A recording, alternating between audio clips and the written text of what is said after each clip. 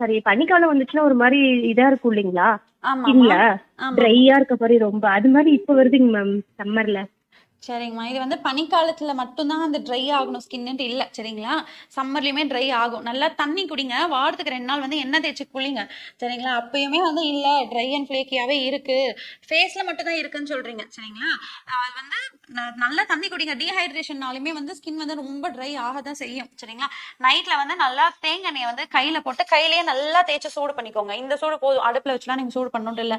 நான் கையில ஒரு 4, 5 சொட்டு தேங்காய் எண்ணெய் போட்டு நல்லா சூடு பண்ணிட்டு முகத்துல வந்து நல்லா ஊத்தி ஊத்தி எடுங்க.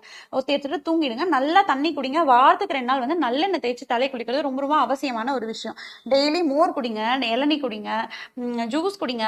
வாட்டர்மெலன் ஜூஸ்லாம் இப்போ ஈஸியா கிடைக்கக்கூடிய விஷயம் தான். சரிங்களா? பாடியை நல்லா கூல் பண்ற மாதிரி நல்லா ஹைட்ரேட்டடா வச்சுக்கிற மாதிரியான விஷயங்கள் பண்ணுங்க.